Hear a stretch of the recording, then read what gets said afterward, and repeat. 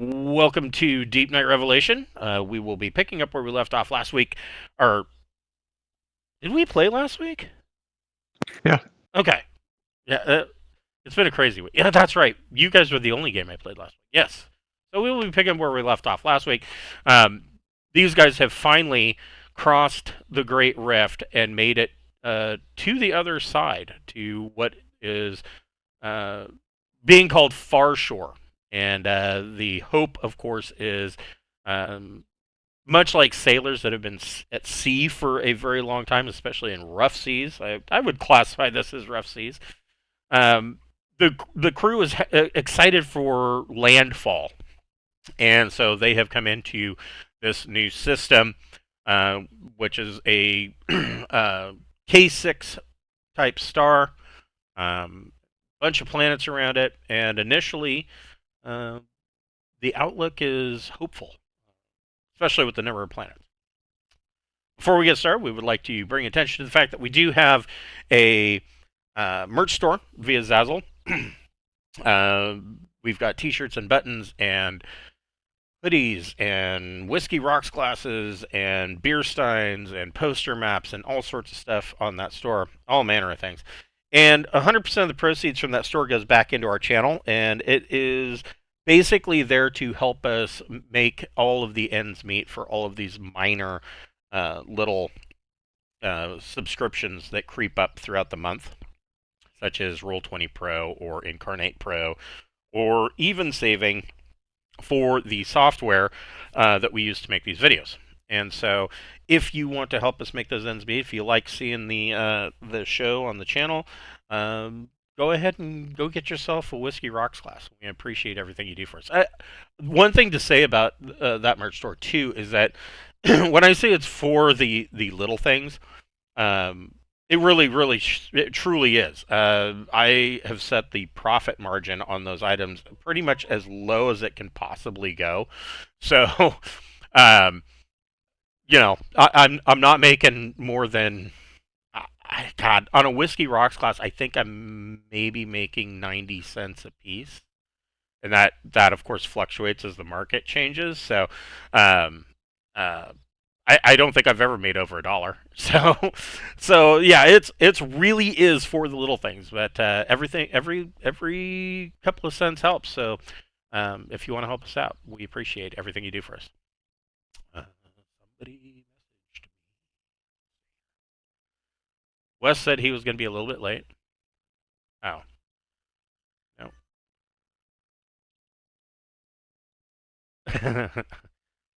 So one of my so Glenn is still playing in my Wednesday night game, and they outfitted their battle dress and bought some optional equipment to fill the slots.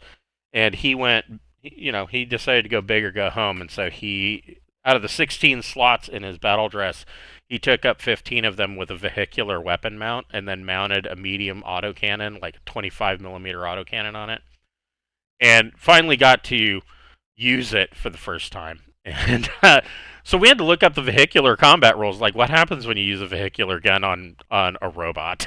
And so all the ranges for vehicular weapons are in kilometers, and I guess He needs like spikes in his boots to keep him in place. you keep him standing up. Yeah, yeah, and so all the ranges are in kilometers, and it said that you cannot you cannot use it within 5% of the total range of the weapon.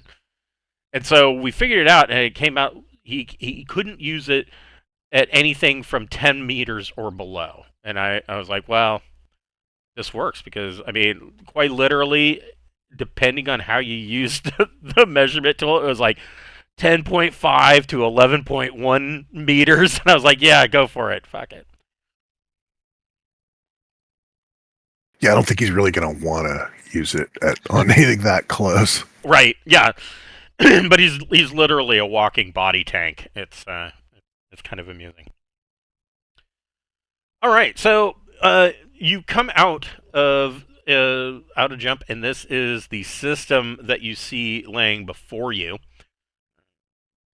I don't necessarily know exactly where you. I'm imagining you're probably up space north somewhere. Uh, thingy. Here's my splat that. So yeah, you come out and this is the system. It, like I said, initial scans. Let's find out how much information. You guys have some pretty good morale going on. We'll give them a little bit of. Wow, that's fucking terrible. Okay, so initial readings um, kind of deflate everybody's hopes a bit.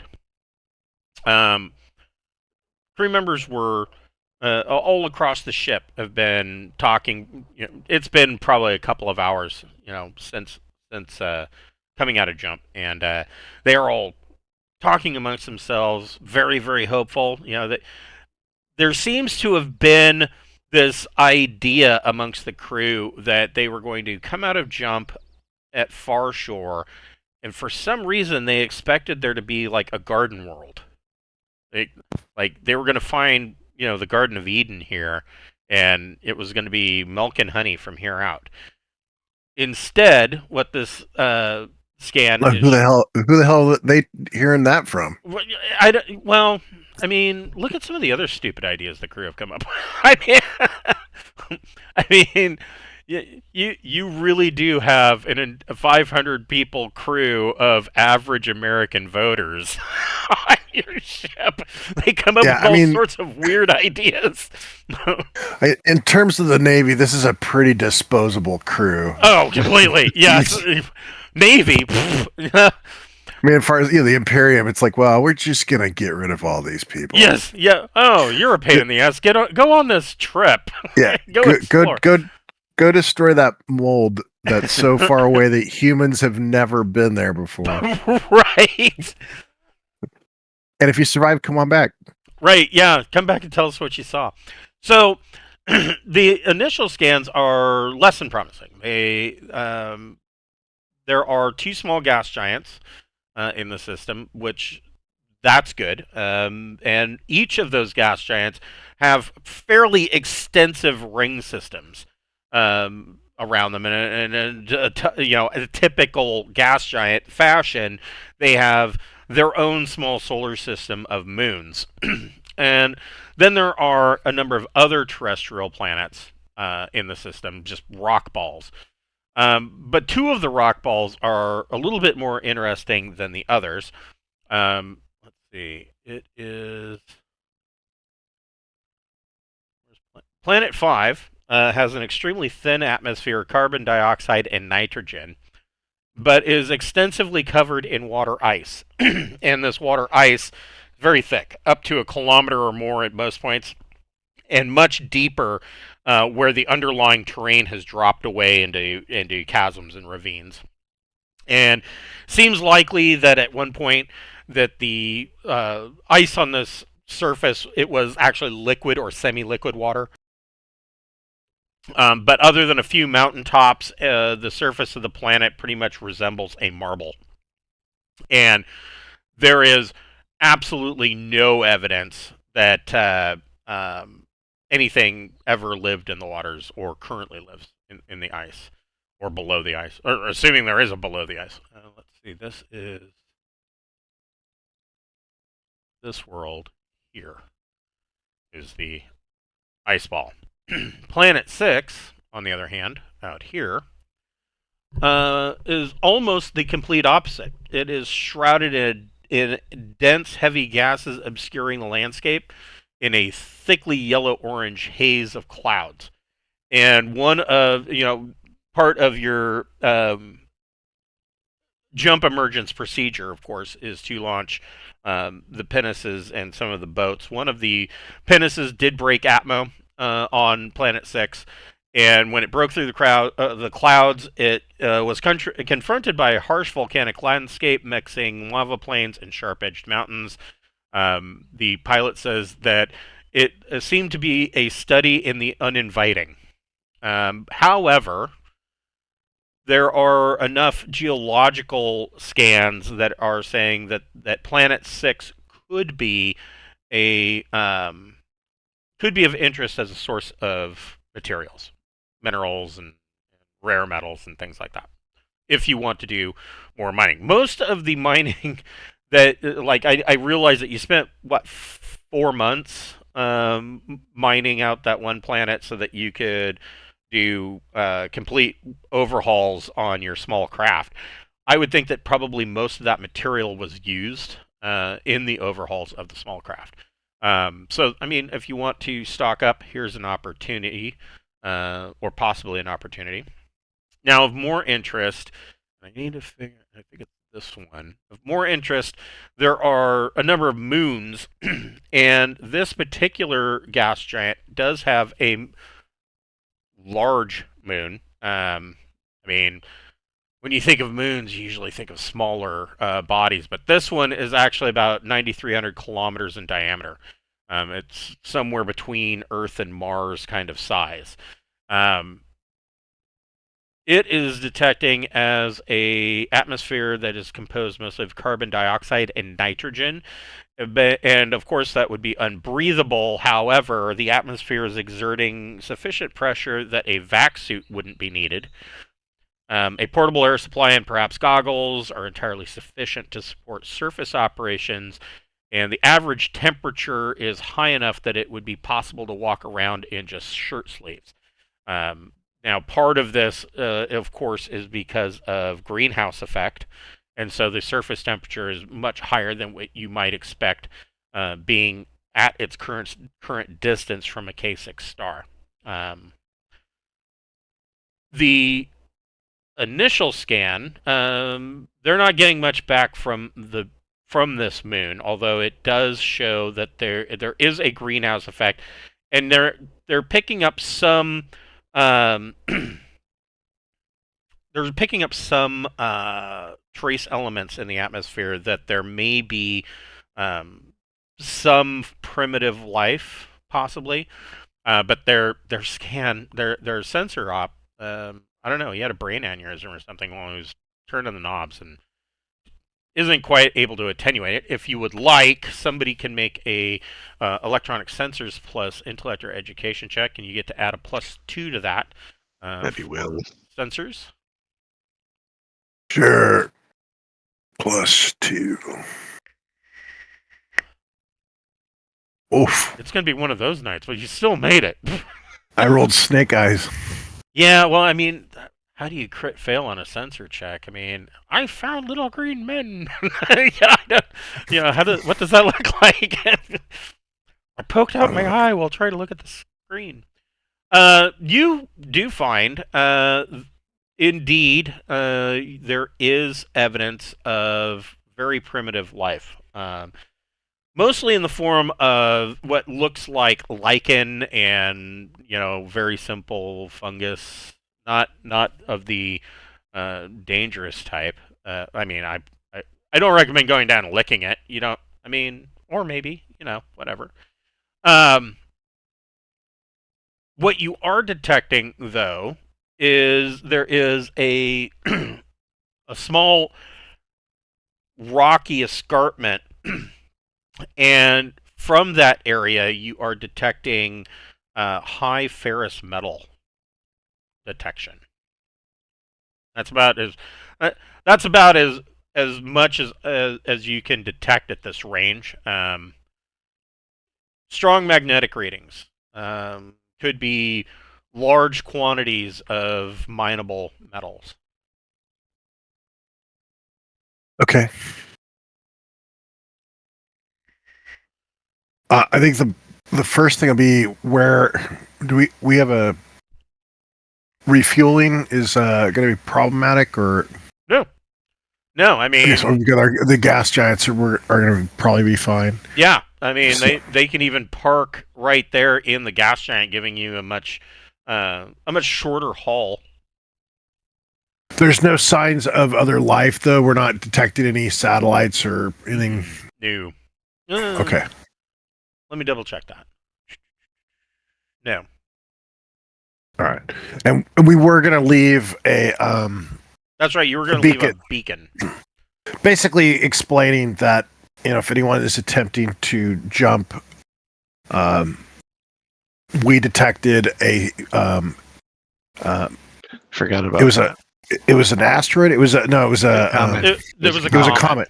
comet. Yeah, we attempted to use a comet to refuel and discovered the comet did not have any fuel, and basically give the enough of a description of the comet's trajectory that someone else could pick it up. Okay.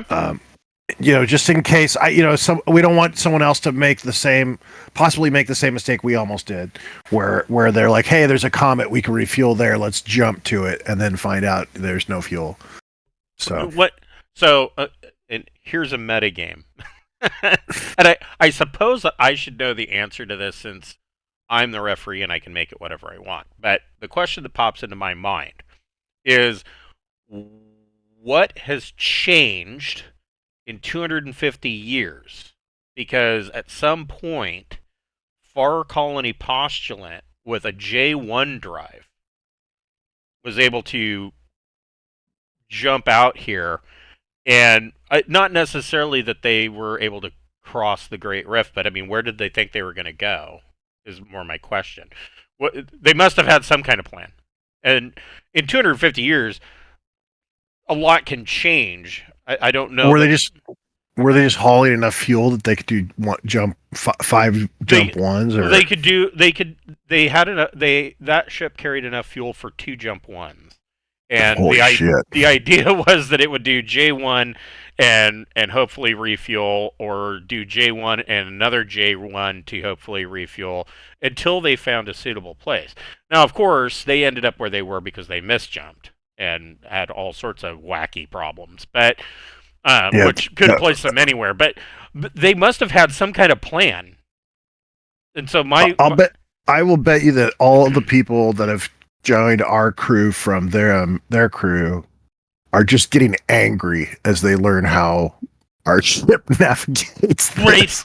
Right. Oh yeah, I'm sure they're pissed. Yeah. Oh, you don't just blindly leap and hope. Right. Because I mean, the assumption, of course, and a lot of times I don't even bring this up. The assumption is that while you're off doing Planet of the Week or whatever it is that you guys are doing, meanwhile on the ship, your science division is pointing those long-range telescopes and picking out where they can go next or what to expect. And those telescopes, I mean, the telescopes can actually see all the way to Terminus Point. I mean, not that they can really pick up a whole bunch of information, but they can see a long ways out. They can get a basic idea of what they're looking at, something like 18 parsecs out. So I mean, that's a good distance to be able to say, hey, 6 jumps out, we'll be able to. There's a gas giant out there, or we think there's a comet. I mean, they can see very minute details. So I mean, the guys that you rescued are probably pissed off, like, why didn't we think of that? Of course, they were only tech level 9. There is that. So, you can park it here. Did you want to just drop the buoy in orbit around the gas giant, or is there... I would think that makes the most sense. Okay. Yeah. I mean, anybody traveling through here is going to be refueling, and so that would be where they would logically encounter it. One of the 2 gas giants. Yeah, and more likely this gas giant, considering that this 9,300 kilometer moon is of some interest. So the crew, you guys can go ahead and make a streetwise plus social check. Oh, I forgot. Before you do that, everybody's social gets to go up by 1. Nice. And the reason for that is that you banged out. We've successfully crossed. Yeah, you banged out such a great argument for building the external fuel tanks and whatnot that the crew feels more confident in you, and so your social gets to go up that much more. Plus, that's everybody on the crew can basically drink on this story if they make it back. Right, right. We've now crossed the rift. Yeah, someone's gonna buy you drinks somewhere. So you just said streetwise plus social. yes. Okay. Well, you both got it. So amongst the crew, as you're kind of moving about and kind of you're prepping to drop the buoy and kind of a warning, don't bother with this comet kind of thing. You're able to pick up bits and pieces of what the crew are talking about.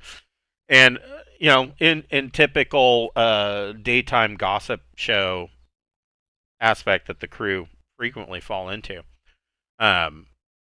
there are some of the crew who this is mostly the science division, but not everybody. Is wanting they feel like since this is the first landfall of Far Shore of having crossed the rift, they feel like this system deserves at least a cursory scan. Look at it a little bit closer. They don't have to do everything, but they kind of feel that way. There are others that have heard, from different sensor ops and whatnot of what's here, and they're like, "Fuck this place. Let's just go. Let's just bag it and just keep going. There's got to be something better." Those are the crew members that are a little bit disappointed that there isn't some land of milk and honey waiting for them here, and instead they got balls of rock floating in space. So you prep this buoy and you drop it in orbit around the gas giant, and what would you like to do from there?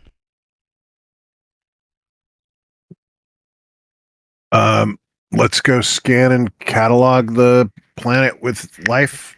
Okay. All right. So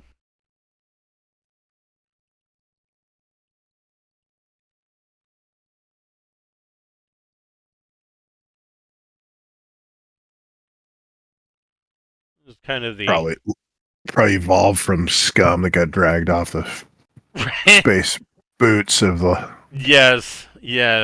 Hold on. I always forget, but what is?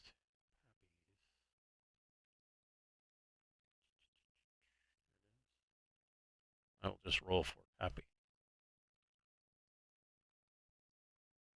How many people have you seen? Many Guardians of the Galaxy adaptation for Traveler? Not yet. No.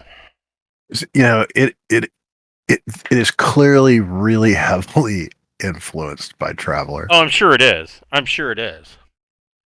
The way the jump gates separate things and stuff like that. Right. Okay, so he has a +3 total, and that's pretty good. Oh, look at that. Pappy being Pappy. Brings you in quite tightly. Bootleg. Yeah, does a little bootleg and kind of leaves, launches, does a little twirl, and brings you into the world quite nicely. You can get a closer look with sensors if you want. You get a +2 to that. Sure. Sensors plus intellect or education. There we go. Oh. The other end of the spectrum. So, looking across this planet, I've recalibrated. So, looking across this world, it is mostly a desert. Let's see. It's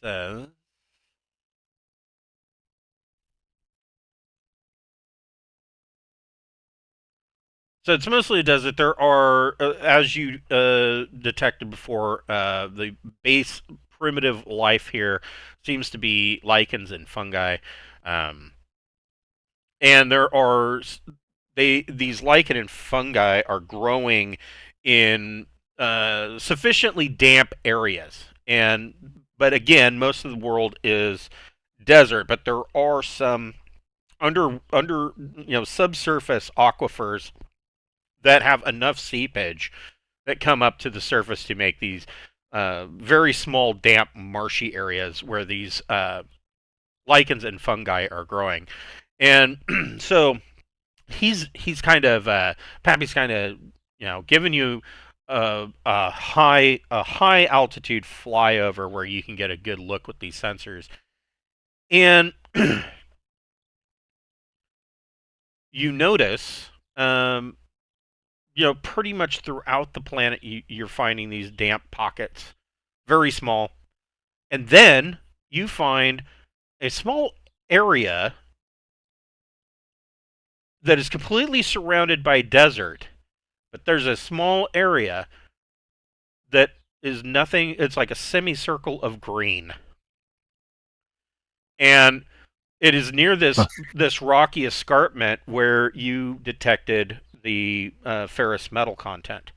And this area has a bunch of leafy, I wouldn't necessarily call them trees. They are bushes that have grown to about 4 meters in height.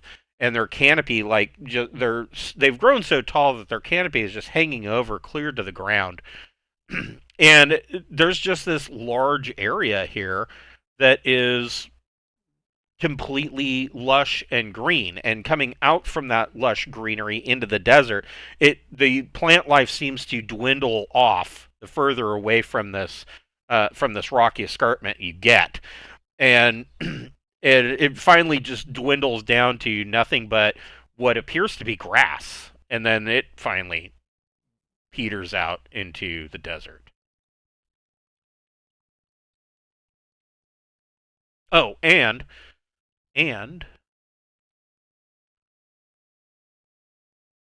with a 19, you definitely pick up the metallic readings are far too concentrated to be natural at the base of this rocky escarpment, and the pings that are coming back from the sensors are indicating that there may be a structure or perhaps a ship that is under the forest canopy. That makes sense. And it would make sense the growth might come from the wreckage from the ship. Who knows what kind of plants they might have been growing on the ship or something like that survived. There's Wes.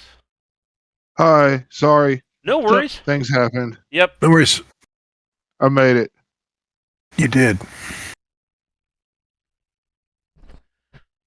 So these guys are exploring a 9,300 kilometer planet that is one of the moons of one of the small gas giants. And they just discovered an unnatural forest on this desert world. And the oxygen is, what did I say, carbon dioxide and nitrogen?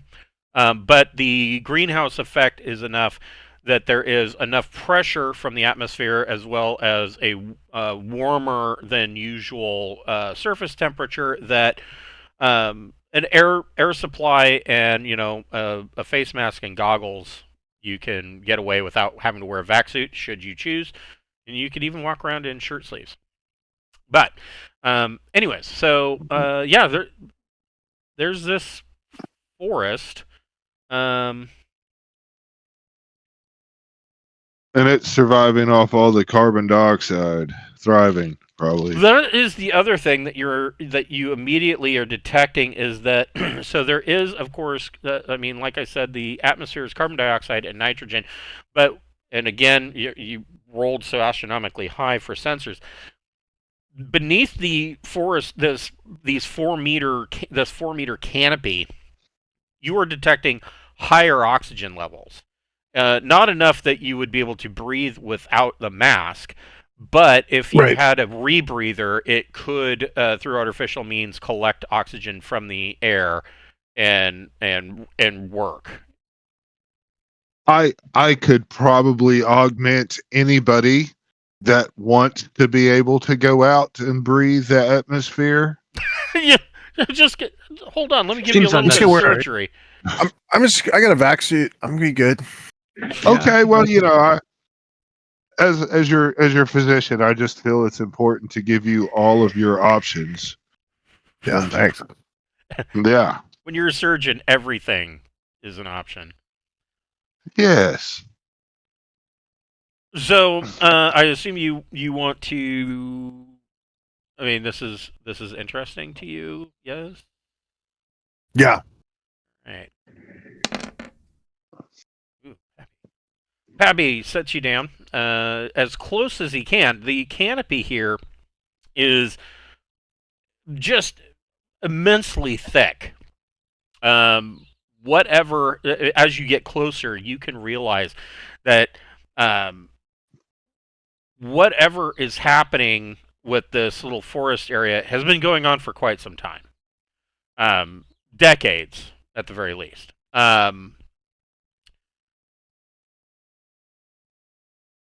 It's so thick he can't land in there, but everybody can make a recon plus intellect check.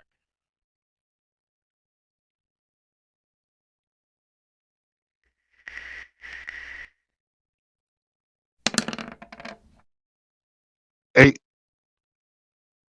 Not me today.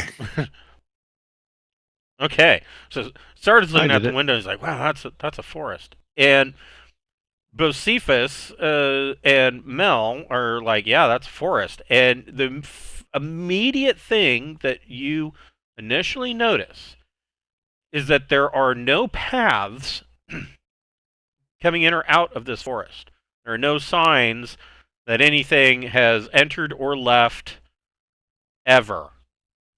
Like it's nothing has come out of here or gone in. But Mel, you notice. I mean, the grass that Pappy. So Pappy sets you down kind of at the edge of this forest, and you're able to see this field of grass up to the edge of this 4-meter tall forest, and it looks like every other kind of grass you've ever known. Now, it also dawns on you that this vegetation is not at all like anything else that's on this planet. Like I said, the only thing that you have found anywhere else on this world is primitive lichen and basic mushroom fungi.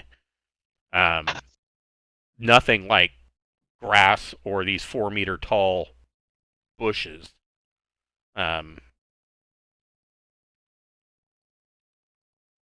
But yes, When you say nothing has ever left this forest, I mean there's no trails. Like, what do you mean by nothing has ever left this? you're not forest? finding any evidence that any. So one of two things. So you know from the sensors that the metallic readings are indicating that there's either a structure or a ship. It's not a mining opportunity. It's that there's something artificial there. Yeah, I Assuming figure it's a spaceship. assuming that that's true, there would be either if it's a ship, there would be crew. If it's a structure, that means somebody was living there.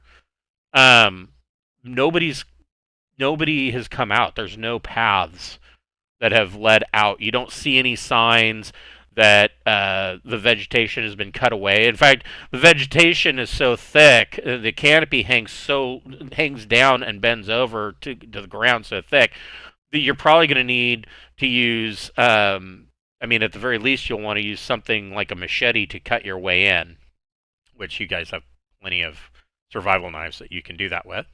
But you don't see any indications that this has ever been done. Okay. Like think of if you go someplace that is an old an old fishing haunt of yours, right? If you don't go there for a long time, you can come back and you can see where the vegetation has grown over trails, but you can still tell that there was a trail there at one time. you're not seeing. But you wouldn't be able to tell like one person walked through a field. A trail would have to be something worn, right? This just a sign that nothing was. When you look at doing the edge of this traffic, forest, you right? see a wall of vegetation. Yeah, we're gonna have to go in and investigate. with flame rifles. Well, yes, That's- and gauze. I'm going in Actually, loaded in for. That might be problematic in this environment. How start a how, start a How- wildfire on. how flammable is this in atmosphere? That's true. That's Everything's flammable if you get it hot enough. true. Yeah, I don't know. I mean, well, it's carbon dioxide and nitrogen. With the carbon dioxide, I don't. That's a good question. I don't know that flame rifles would really work. I don't think the flame rifles will work. Nope. Lasers and plasma Yeah. rifles will work. Yeah, it's gonna be all about lasers. Oh, my Lasers gauze and, rifle will work, right? Oh yeah. yeah. Just flamers. The flamers aren't going to work. That was the I'm concern. gonna bring my gauze rifle and jack in some heap rounds, and we can go. You go to use the flame rifle and it just shoots out a little blue flame that's about an inch long, and that's as much as it does. I mean, it's better than causing the entire atmosphere to burn off. Yes. Before we go out with the flame rifles, I will make sure and have everybody watch the stop, drop, and roll videos. Right. Yes.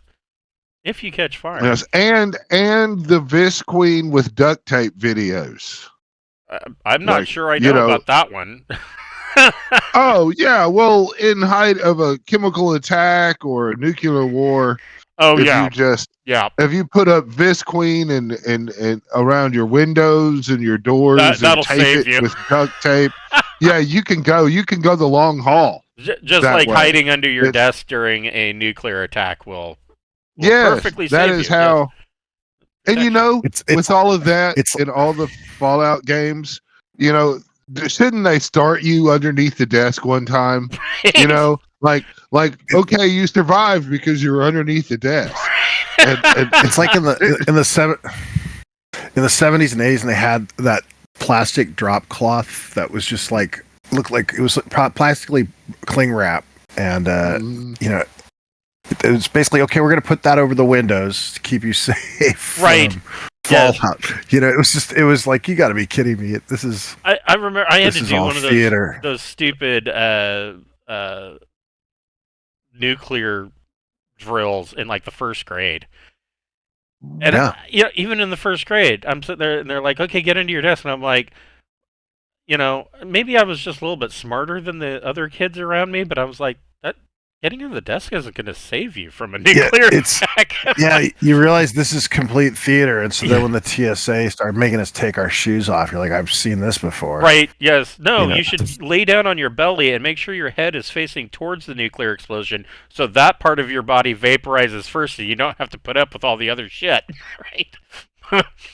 But, so he sets you down, and you have this wall of canopy. How are you guys outfitting? Mel, what are you wearing? What are you wearing? What are you carrying? Who are you wearing? Well, in their Mad's tie. Probably don't need a hazard suit, so I'll go with a vac suit. Okay. I don't. What's the skill I need to use, like a flame rifle or a laser? Because I don't think I've got either one. I've got slug gun. So technically, that is a good question. There's really only two different types of guns. It's energy and slug. Right. Now, technically, according to them,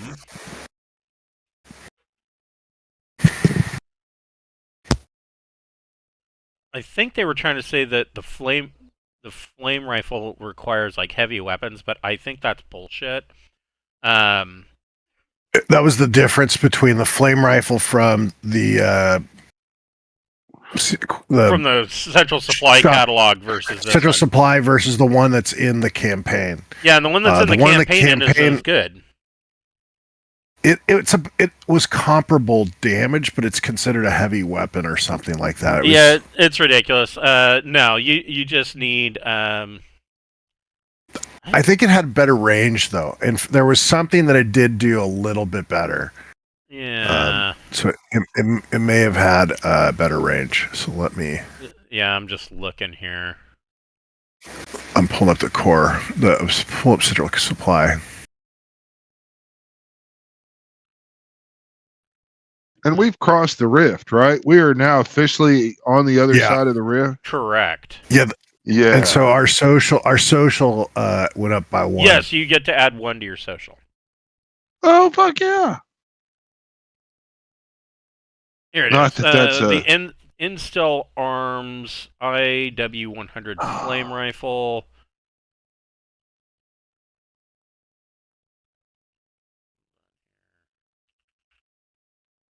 There we go. So the flame this rifle. Is the flame rifle.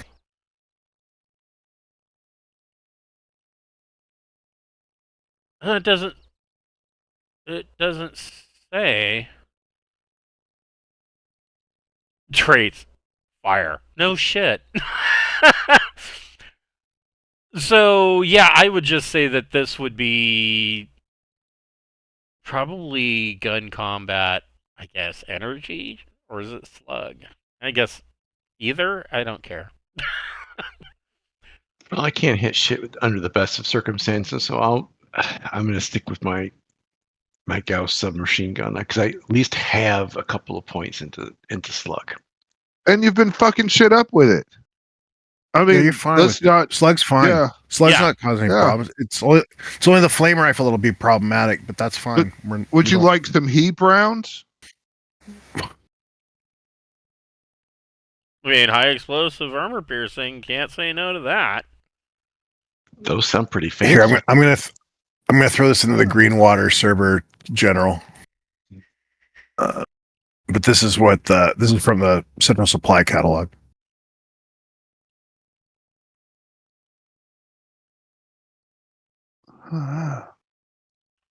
So it's blast 3, 4d6.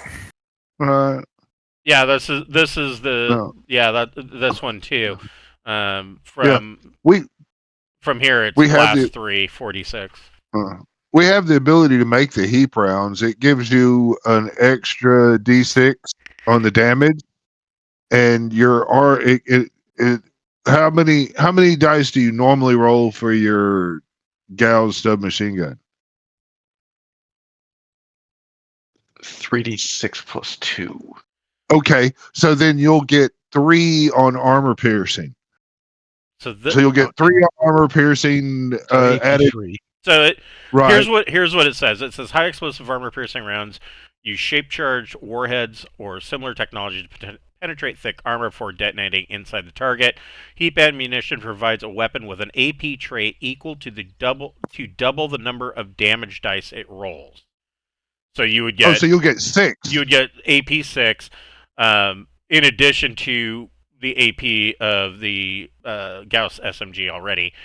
Before the bonus dice is added for heap ammunition, destructive weapons multiply this by 10. So, yeah. It gives you 6. It would give you AP 6. And then you get an extra damage dice for the little boom thing. So you'll roll 4d6. You see it. So is this flame rifle a heavy weapon or is this a normal? Yeah, damage is plus 1d. So that's what I'm looking at, and the big difference is the 40-meter range versus 10-meter range. That's significant. Oh, here, especially when you have blast 3. This is special weapons. I just can't tell from what you've cut out whether or not this is a heavy weapon or regular. I think it's just regular. It's weird because it's in a quote special weapons section. So I think it's just regular. I don't think it requires It does not require a backpack for a fuel supply. Its underslung fuel reservoir sufficient for 10 2-second bursts or thorough hosing. For sustained use, a large fuel reservoir can be carried on or deployed by a vehicle, allowing vegetation clearance or contaminated laboratory to be devastatingly sanitized. So no, I mean it's bulky, and it's got blast 3, but it is not a heavy weapon. Yeah, so you're so basically between the two, the big thing is your range is much better with this. 40-meter range versus a 10-meter range for the one from Central Supply. Yeah, so so But you're it won't work in you're- this atmosphere anyway. no, it won't work in this atmosphere. Sure, but we're just, I mean, these are probably going to be weapons we're going to be relying on quite a bit when we do finally come up against the fungi. And so that's why, looking at the difference between these two is kind of interesting. Now, the one below it, the PSW-15 plasma support weapon, that is a heavy weapon, for sure. Yeah, sure. But I mean, that's something to keep. We should probably eye on. train on energy weapons for when we finally get to the fungus. Wouldn't be a bad idea, or heavy or- weapons, so that you can carry the plasma gun. Explosives is another good option. We have that. Yes, yeah, explosives, if you have to set down nuclear demolition charges or hyperbaric charge, explosives is a good skill to have. Probably don't want that -3 cropping up when you're setting the detonator for a nuke. Let's just say you don't want to focus on melee. Right? Here, I'll throw it at him. You still want to, your blade skill might be cool for the chicks, but it's not what you want to ideally fight the fungus with. Vibro sword. Who wants to make I think- a static axe. Yeah. Hell yeah, static axe are the badass. static axe is pretty badass, yeah. The hydraulic I like axe. I like the gravity. Is it The gravity, one that the is- gravity maul, that's pretty cool too. Yeah, that's Yeah. a few fun ones. Who wants to make a science biology plus? That'd be Bocephus who just walked That's out. me. No, I'm here. I was going to get my phone charger, but biology plus Educate. intro educate. Yeah, here we go. Nice. That'll be a 12. Okay, so Bocephus kind of does a scan of the grass, and it seems the readings that he's getting back with his bioscanner is that this seems to be at least distantly related to grasses that you found on DTP and possibly from old Earth. But I mean, it's not the same species. He could explain the small differences, but the important fact to remain is that grass is grass. Is not necessarily true. But it is not native to this planet. The other thing that his bioscanner is picking up is that the forest is these aren't trees. They are literally 4-meter tall, overgrown viburnum tinus bushes. And I mean, if you want to know what that looks like, I actually was curious, and I looked it up, I and don't know what that means. you can find if you just type that into viburnum tinus into Google. There's a whole bunch of pictures. I mean, basically, it's like you walked into a garden center and you're going to buy a new bush and a garden gnome. Right on. Okay. And that's what this whole forest is. Just thick with it. I'm surprised that I would think it would require liquid, like water. How is this? Well, like I I said, could- there are some. You have already found areas where there are aquifers that seepage has gone up through the Okay. ground. This particular area, the ground is uneven but firm, and you are noticing that the soil is not wet but damp. Like you can, like if you look where your boot has stepped, and the soil is turned over, it's dark from wet. Okay. So Yeah, so we've got you're packing your SMG, and you're wearing a vac suit. What's Sarda doing? I've got a vac suit on as well. I've got my 2 pistols, my stunner, and my what's the other, the flechette one. Okay. And but I'm wanting to scan the area, right? I mean, I think with machete is probably gonna be more useful right now. Yes. And there is. Yeah, there you go. Yeah, so I think I probably requisitioned a machete. A machete, just because I figured I have to hack my way through stuff. Okay. Yep. You guys can all make a survival mode. So yeah, probably have one of those in one hand and some kind of scanner in the other, as I'm looking for signs of metals. Okay. Under the assumption that this, like a spaceship, crashed here, is my assumption, and that all this stuff just sort of survived the crash. Yeah. Let's see here.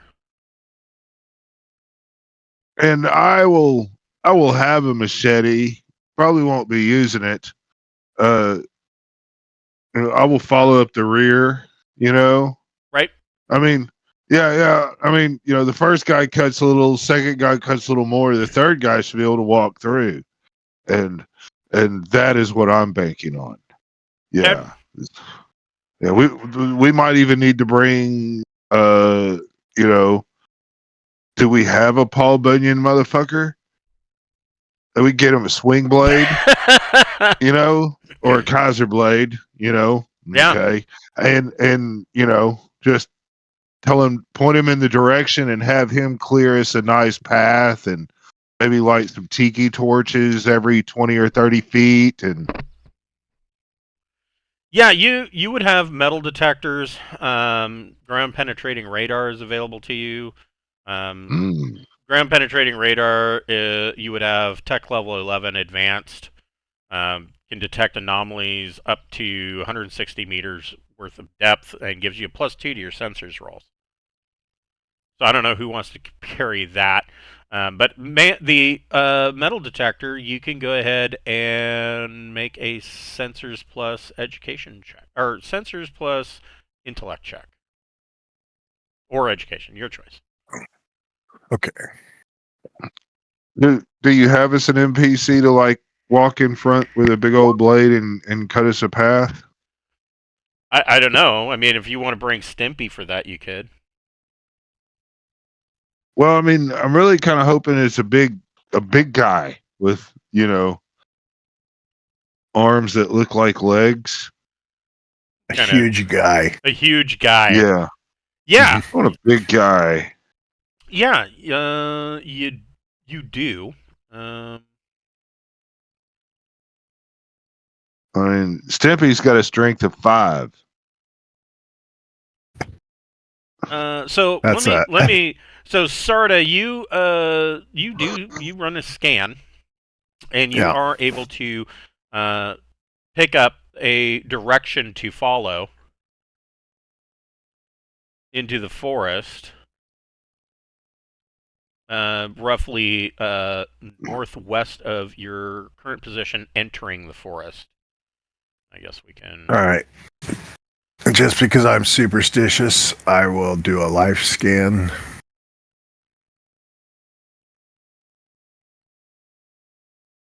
Okay, you can do a life scan. 14, just to make sure there's not some kind of weird alien creature lurking about to jump on us in the forest of... You are picking up nothing. Right. Now, when I say nothing, I have to look at this again. So yeah, I mean, I think carnivorous plants would not pick up. Yeah, but it can distinguish intelligent beings from bacteria or unimportant animals in the area. So beyond You're not You're not suddenly knowing every ant within 4 kilometers. Right. So beyond plant life, you are detecting nothing. And okay, that's perfect. That's actually exactly where Sarda's mind is. He's not focused on the plant life At all. even remotely being hostile. Right. They're just a pain in the ass. You have to hack your way Oh, through. you find some witherweed. Don't light that That's on right. fire. Yeah, no.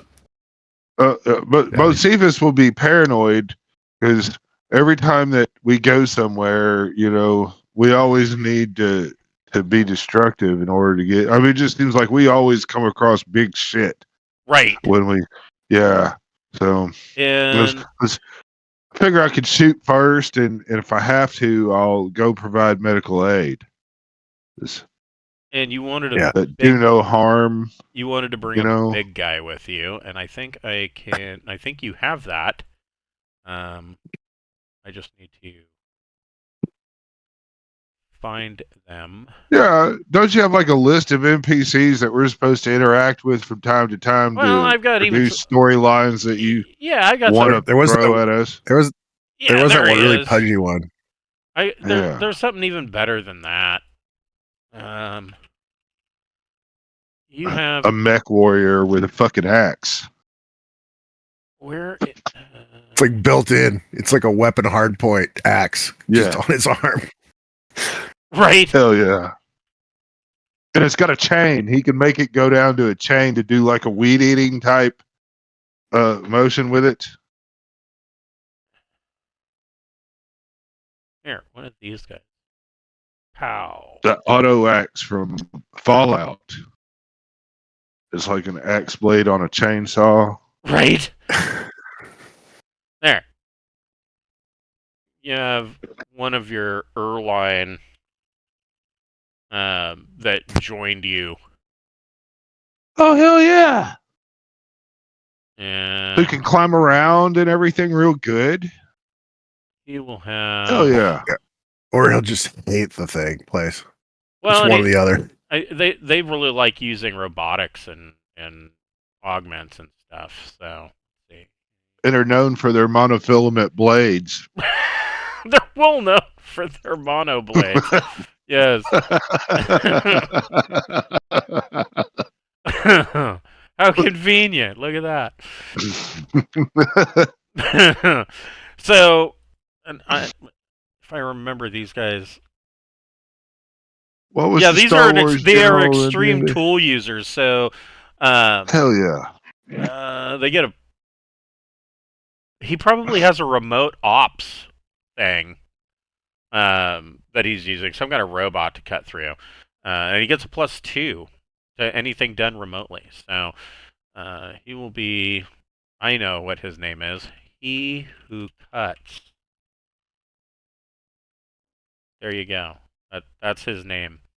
He who cuts. And so he cuts the cheese.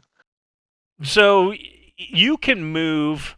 Let's see. You can move half your movement rate because of the overgrown vegetation and whatnot, and it takes him, a while. But you can move. I would say, 18 meters is total, so you could move 9 with 3 minor actions. He can get you to about there.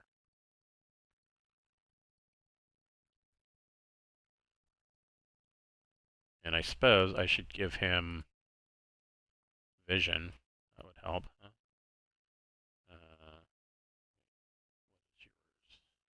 Actually, I kind of want to be behind him a little. There.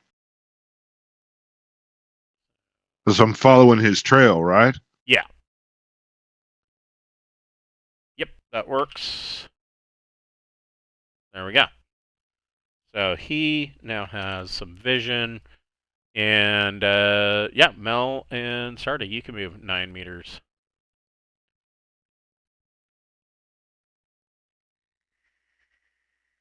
We'll have Pappy watch the ship. Yep. Mm-hmm.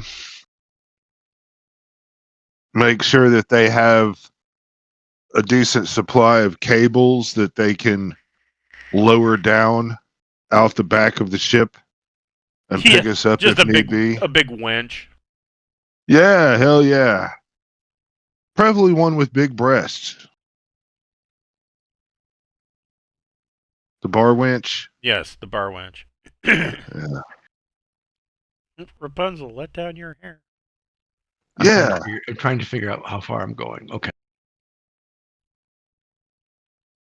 Ever since you showed me that kind of double click that used both buttons to get measurement and moving, that's been a Forgot godsend. about Right. that. I'm going to do that next time. Yeah, Yeah, I it's love pretty that. handy.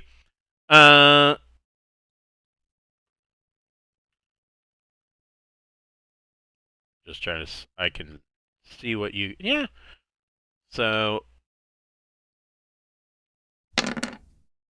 Hey, he got it. You guys can all roll a recon plus intellect check.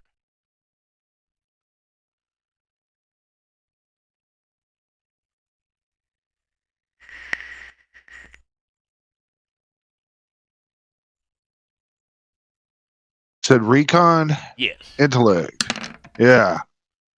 I am just skating by with my 8s. So Bocephus and Mel, up here. Let me look through your eyes again. Yeah. So right here, just on the other side of a downed, crashed log. The first thing that you notice about this place is that everything here. Am I supposed to see that giant he who cuts on the screen? Yes, that's Yeah. That's your That's, NPC. that's our guy. That's your NPC who's That's- using a remote. That's Bocephus' huge guy. Yeah, That's right. Yeah. That's right. He is the Erline, one of the Erline crew members that joined the crew, and he has a robot that he's using to remotely cut through the forest. Erline, if there's something that an Erline can do with a robot, then that's what they'll do, like always. So that's what he's doing. He's just kind of walking behind. You were this here when we met bot. those civilizations, right? Yeah, Not when you met them, but when we were moving amongst their planets, their systems. yes. They were Okay, they were cool. the ones with the Yeah. citadels and all of that Right. Yeah. crap. Cool. That created their own Sorry to demise. So up here, so the ground is filled with what looks to be decades and decades and decades of basically moldered leaves and forest foliage that has, rotted and built up over time. And it seems, so far as you guys are moving through here, completely untouched. And to the north here, on the other side of this fallen tree or bush route, really, you see that there is a bubbling brook that has sprung up and is traveling along what it doesn't look like a natural river. It looks like there was possibly, at least to start, a trench that was kind of dug and has now been kind of overgrown. And there is the light hum of machinery, and you see that there is a big pipe that's coming out of the side of this piece of machinery and goes into this river. And where the pipe comes down, this water is just bubbling up and flowing downstream. Now, this long stream thing, right? Is it like eroded, or does it have raised banks as if it was dug out, or is one side bank raised as if the material that was in the ditch got moved and tossed to the side, or was this just the water eroding and digging? It seems like it started as somebody dug it out, and then over the many decades, the water has more or less smoothed it out and created its own trench or dug it deeper. Yeah. Okay. Well, that's important to know. Possible survivor, right? Yeah. Yeah. Well, it shows somebody worked the land versus just the land. Or their spaceship crashed into the land and then they eked out a survival for a bit. Yeah. Yeah. it's definitely worth investigating. We should direct he who cuts to head on up to the pipe. Okay, let and me. Yeah, he sees it too. Yeah, see, this is why he's using robot. So Erline have a -1 to any task they have to complete with their own physical resources, but they have a +2 if they could do it remotely. Lazy bastard. That's like me. I found my spirit alien. The ultimate work at home. Yeah, it's the ultimate home working employee. So he. are we allowed to move again? Hold on, let me. Oh yeah, he has no problem with that.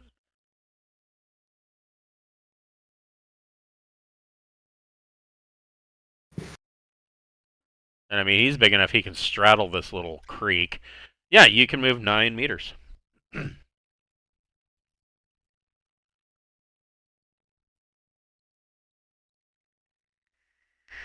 Oh, look.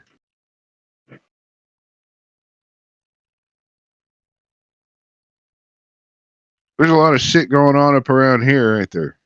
Yeah, You said 9. 9. I'm definitely not being able to do the tooth. So if you click I on your token, and sometimes you have to move it just a little bit, for like click and drag it just a bit, and then click your right button, your right mouse button, it will give you a measurement tool. You just tap your right mouse button. Don't hold it down. Holding it down causes the whole screen to there we move. go. That was my issue. Yeah, you hold the left mouse button down. Just right click. Yeah, got it.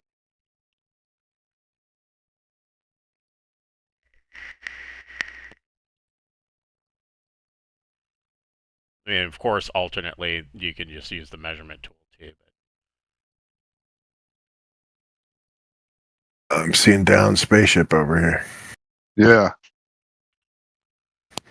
yeah, so once again, the three of you can make. This could be a drug farm too. Yes. Yeah. Once again, the three of you can make a recon plus intellect. Cartel meth lab. Yeah. I'm still rolling 8s. I don't see shit. And I don't even see the shit he sees. Mel sneezed inside of his faceplate, and now the inside is coated. So Mel and Sarda don't see it, but Bocephus and He Who Cuts over here, right here, you see that there are. I'm trying to. How's this described?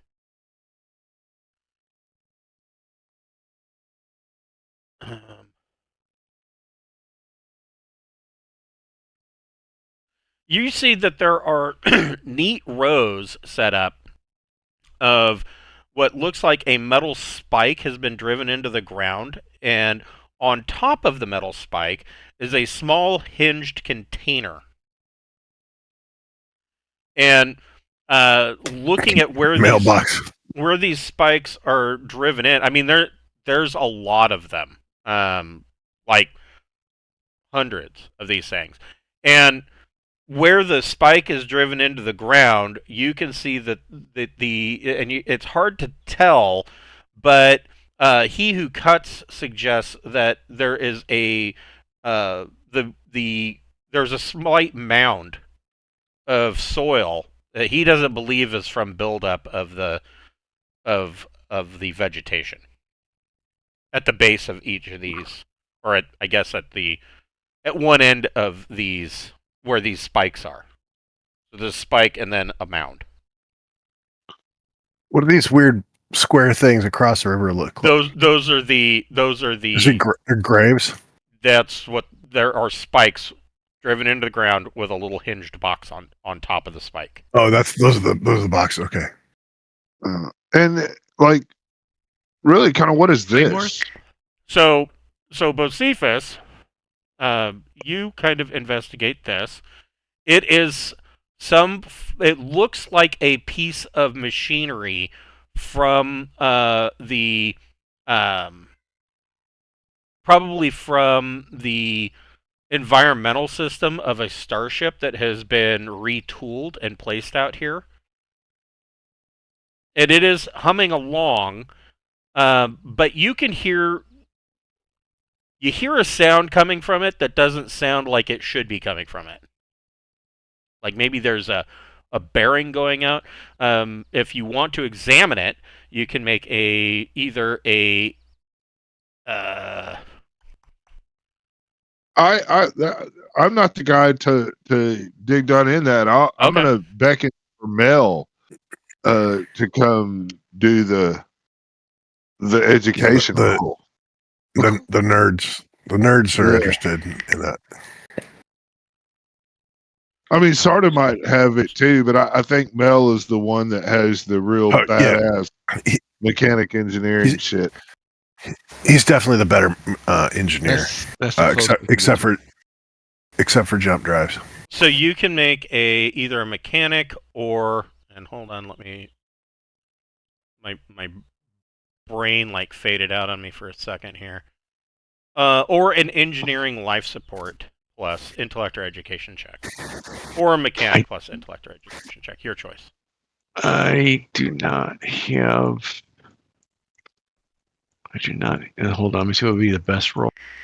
I mean, even if you don't have life support, you have engineering. You would have engineering at 0 because I assume you have other engineering skills.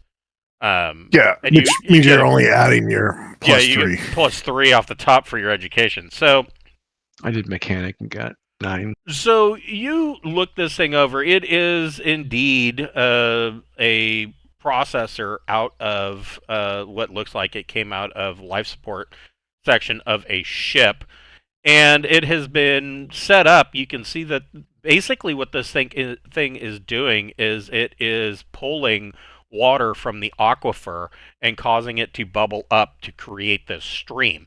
The sound that is being heard sounds like there's a bearing going out. You can tell that this thing is probably not going to last forever.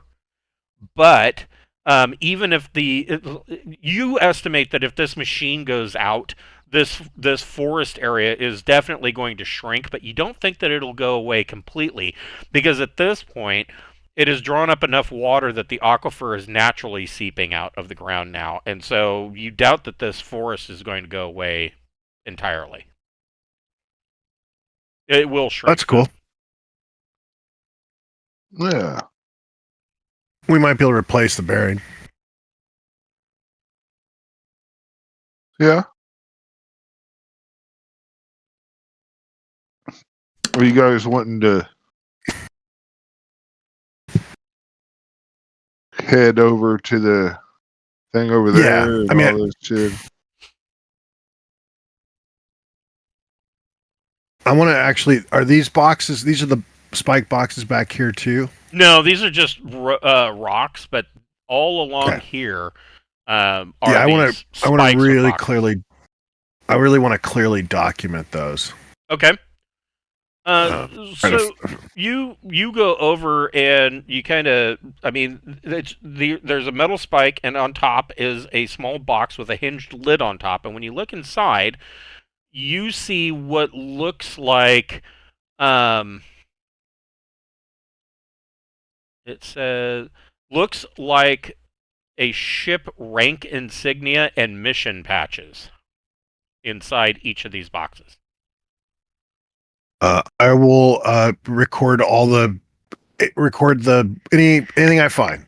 So each box, I'll lay out the stuff and record what was in it. If there's any writing or anything signifiers on the box itself, I'll try to record those as well, and just go through and document everything. Okay.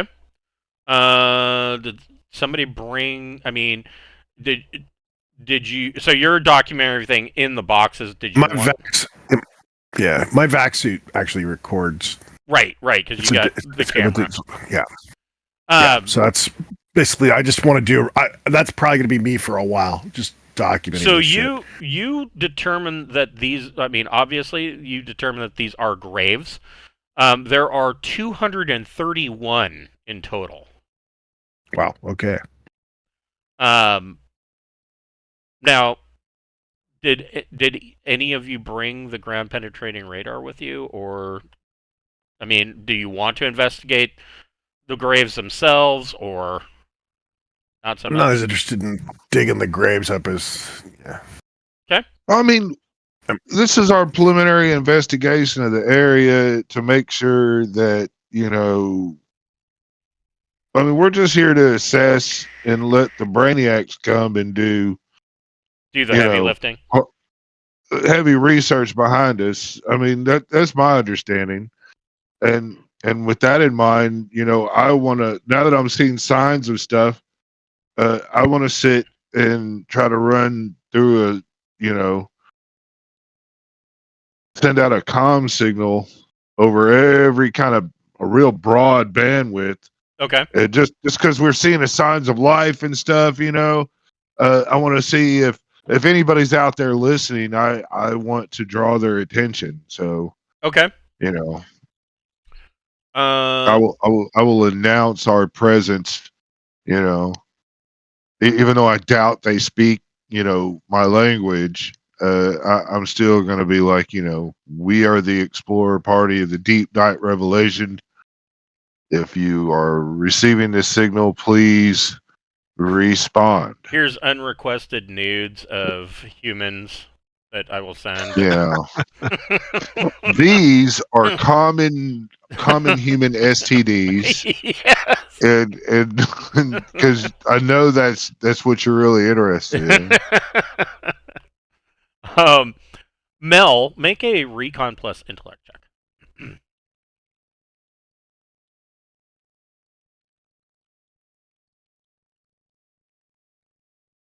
So, coming from this this piece of life support machinery, you find, and it is under,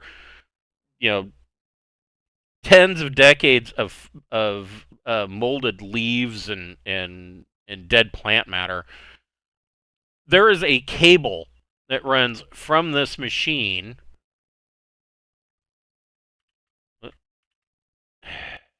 to this obvious shipwreck that is kind of tangled up in a mess in the foliage. They basically got a really long extension cable from Home Depot and just plug that fucker in. So it leads from the ship to here? Yes. Like the ship is powering it, is what I'm guessing. Right. Because this isn't a power source in and of itself, right? Correct. Right.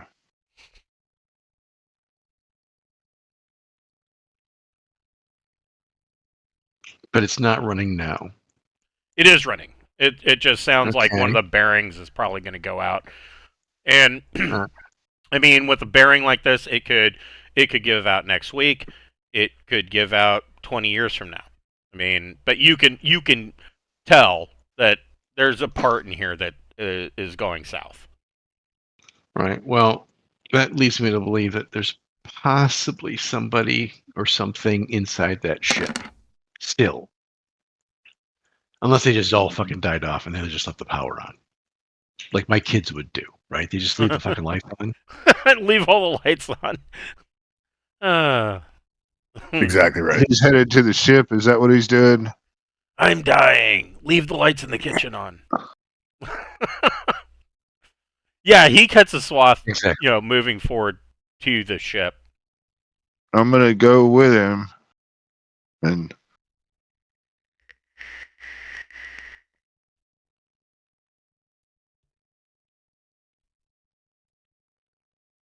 yeah, so Mel can move, of course. Yeah, you can move another 9 as well. we can all just stay together if we want. I mean, yeah, you pretty much can, yeah. Except for Sarda is... Yeah, I'm documenting. He's documenting. Yeah. Yeah, Yeah. these mission patches and He's letting us go in there to die alone, is what he's doing. I'm letting you. yes, I'm letting you guys be heroes. yes. So these I'm like also reasonably certain there's going to be no hostile aliens in there. It's just going to be your own stupidity you have to worry about. right, yes. Then I am deeply fucked. So these mission patches and rank insignias, I mean, they are completely foreign, but not entirely. Like you can clearly look at them and tell what they are. You may not know what rank they're associated with, but there is a after examining 10 or 20 of these things, you start to get a sense of how many pips and stripes equals whatever rank, and the more the higher you are, and they don't appear to be that entirely different than what you guys have on your own uniforms. Right.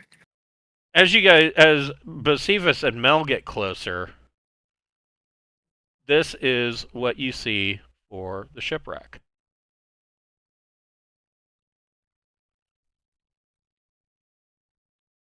Well, it's obviously not space worthy. Yeah, no, If- it is if- not.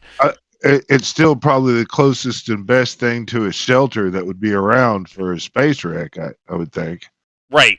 And so, like in this section here, what you're guessing is the fore of the ship. You can see that the top is the top of the ship has been either it took a lot of damage and was ripped open, or maybe there was a dome there to begin with and it busted. But regardless, there's plant life growing out of the ship. And there's other sections too, like these strange pods. This one has plant life growing out of it as well.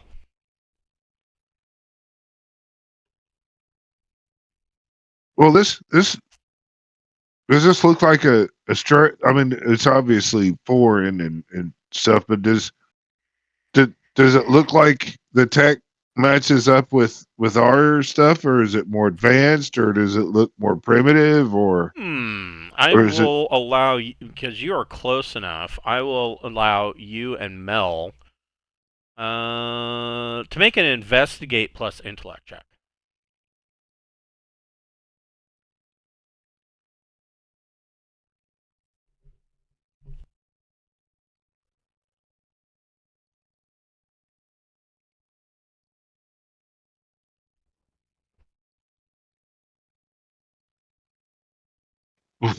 Yeah, Mel's like never seen a ship that looks like this. No, neither one of you are familiar Wow. with anything like this. I mean, is it much bigger than this picture is depicting? With that many graves, I would expect a lot larger ship. It looks like the parts of the ship are missing, especially in the aft. Gotcha. He who cuts looks at it and says that he has never had experience with a vessel of this type, but he does suggest that it is more advanced than anything that the Erline would field. And the Erline had a tech level 9 society. Yeah. It needs more investigation. I mean, that's all that is. Yeah. Yeah, we should see about boarding it, Okay. or maybe hit it with a rock first. If someone's in there, you hit it with a rock. That'd be a real attention drawing event Yeah, in a clang. place that has. Yeah. So yeah, throw a rock at it first and just hit the side of a ship with a rock. Can I do that? Sure. I'm not even going to make you roll for that. I mean, I would hope you'd be able to hit a spaceship with a rock. So you chuck a rock and you hear clang, and you wait a good minute or two. You hear or see nothing. All right. I guess we should go in. That's my version of knocking. Right? So Yeah. there are some obvious entry points here. I mean, there's big holes back here. Probably walk in completely back here. You could climb up to the top and climb down the trees in here. Where do you want to enter from? Well, I mean, if we can just walk in the ass of it, I mean, Yeah. right? Are you coming in too, Mel? Yeah. Yeah. All right. What about Bocephus? Are you still documenting?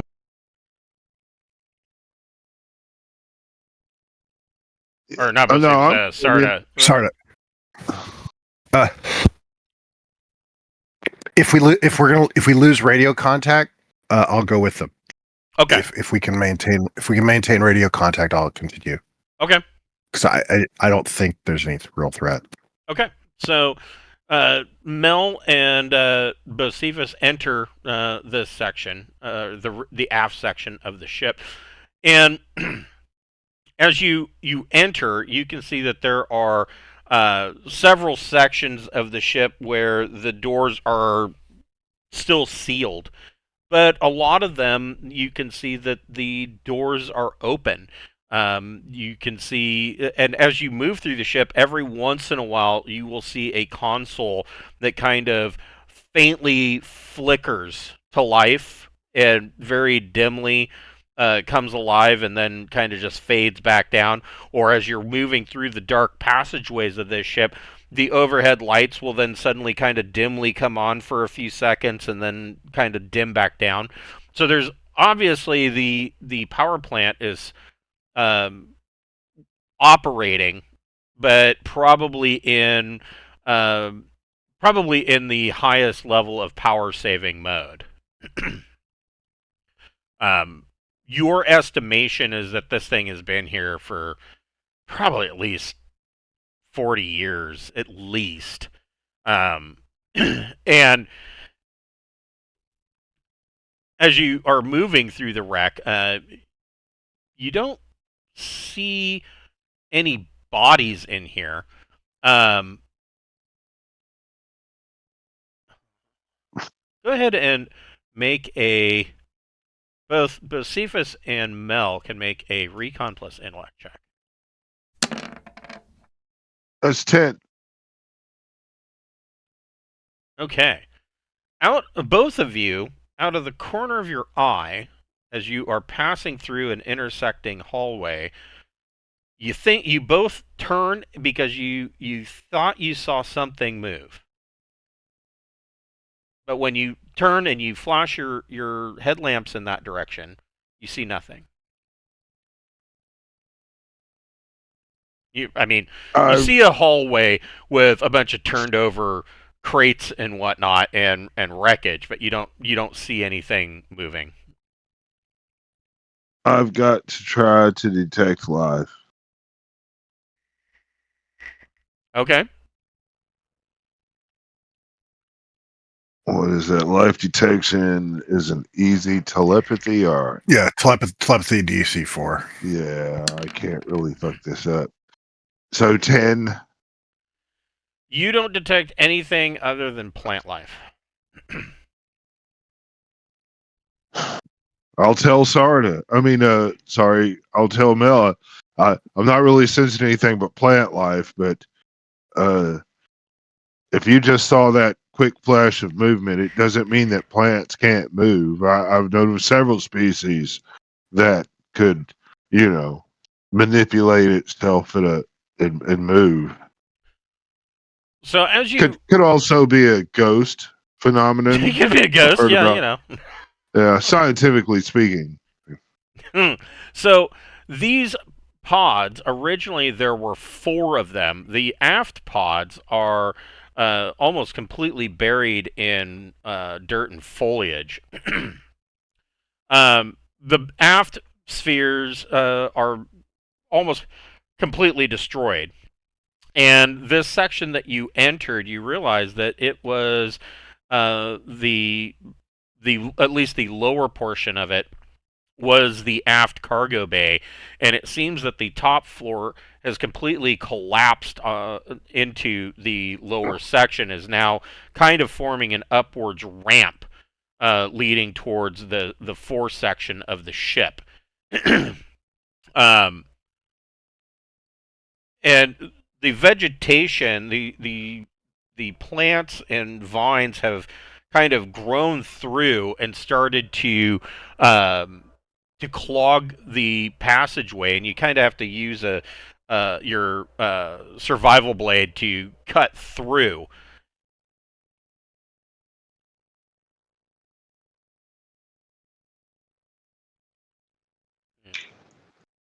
I'll move Pappy and Sarda kind of off as they're Pappy's not here. Sarda is still investigating the. Yeah. But I'm listening over comms. Right. If they see if there's hostile plants, I'm dropping everything. Sarda, you can make a electronic sensors plus intellect or education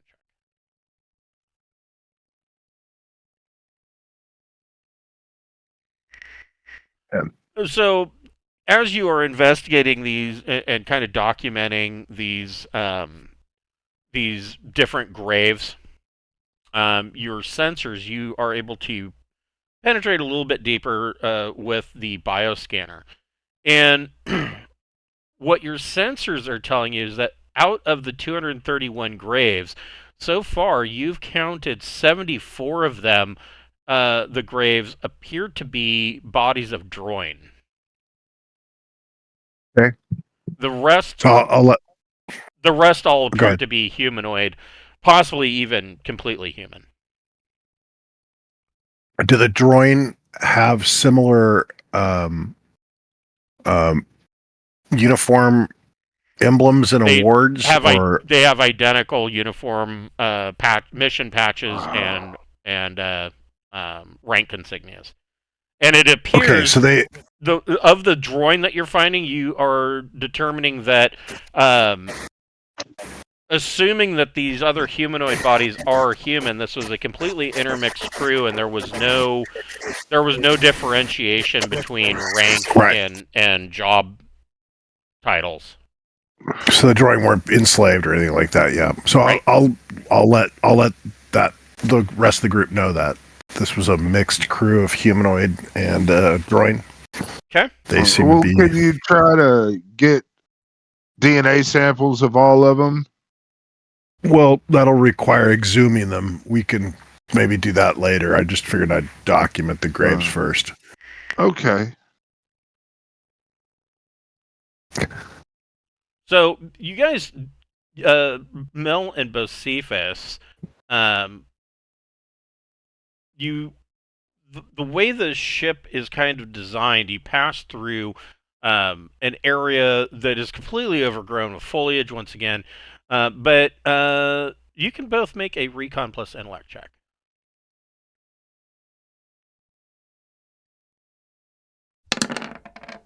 That's 12. Ooh. Keep moving the screen. Oh, I've done that. I'm blind today. Something is in my eye. Yes, yeah. Well, it's from sneezing inside your faceplate.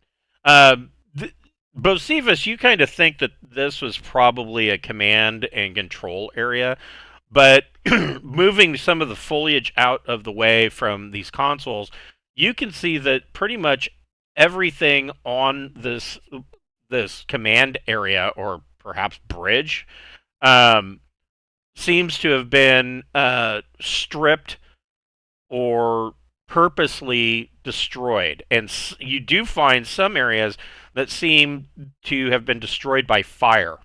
Some kind of intense heat probably from an incendiary device, was used to destroy these areas.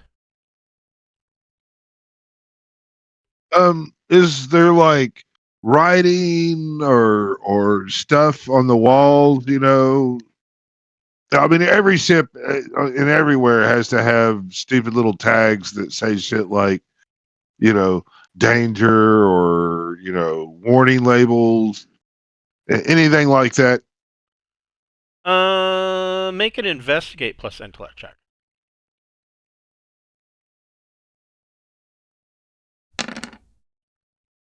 7. So you do find a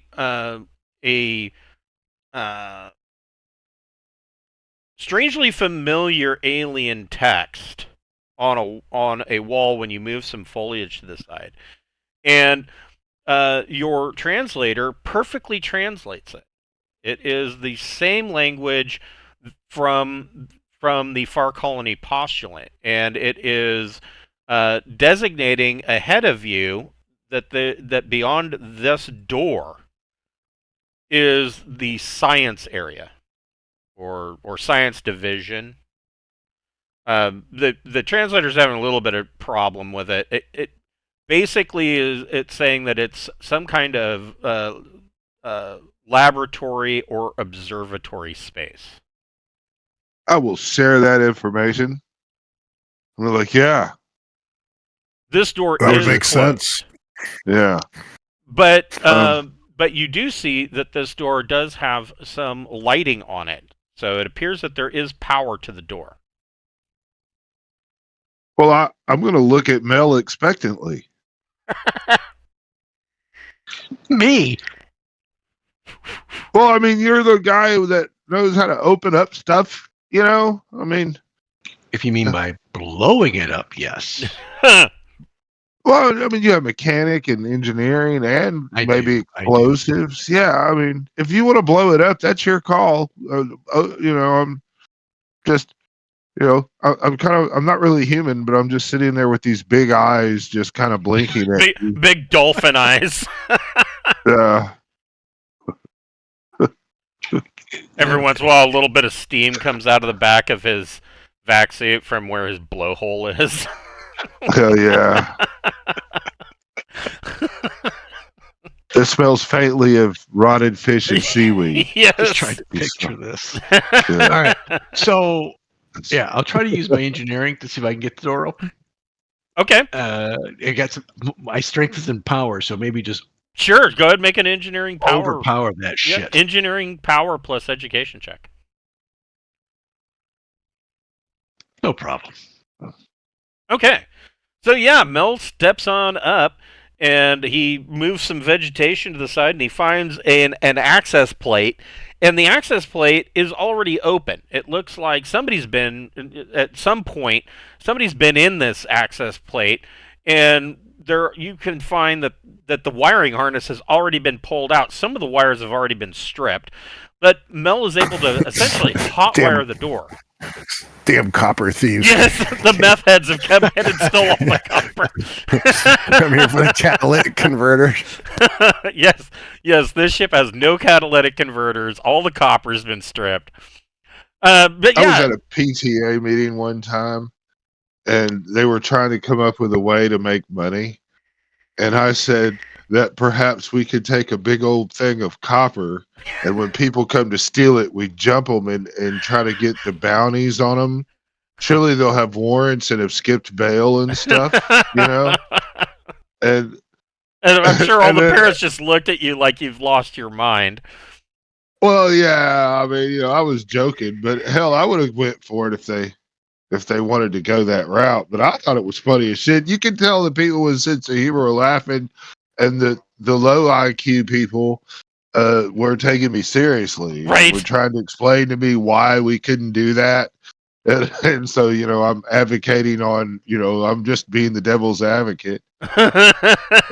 Yeah. So yeah, he sparks a couple of wires together, and you see a flash of light, and this door opens. Let me.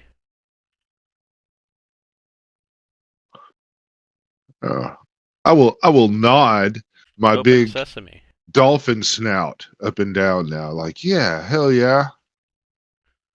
So looking into, I mean, the door opens and you can both look in here and you can see that there is just an immense amount of foliage. You're at the fore of the ship, and the tree, it looks like the top of the ship did have like a maybe a glass dome over it.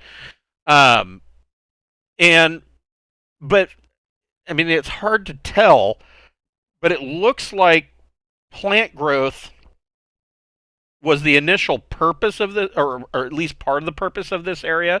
It has now grown up out of this the top of this ship and is kind of overhanging the top. But also in this area, you can see a green light coming, or a bluish green light coming off of an active console, and there's a chair in front of the console.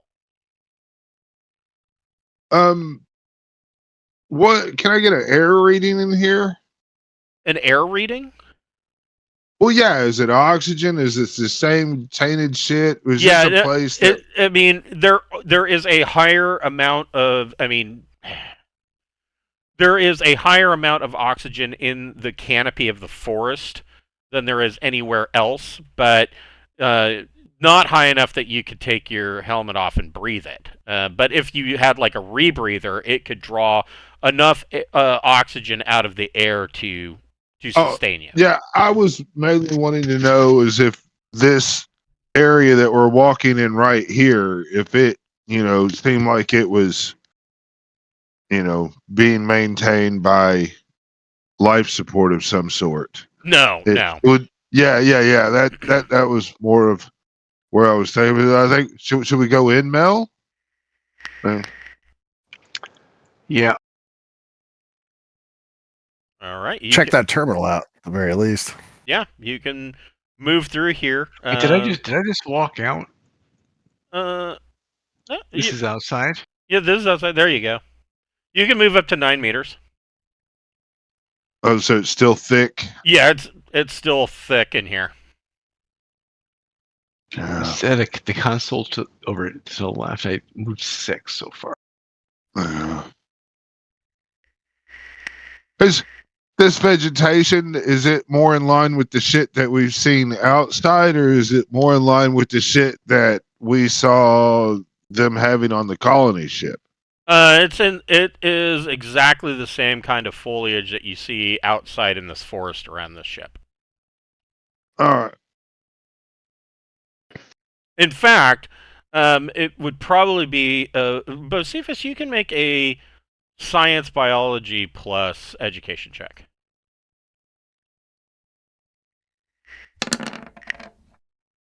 Oh, it would be your guess, in your best estimate, that this was the source of all of the plant life in this forest. I believe that this place here is the origination, is where all the plant life around here originated from. Yeah. I don't know why I believe that, but it's how I think. Mel, you can make a recon plus intellect check. I figured it was like some kind of lab science, some agricultural lab that crashed.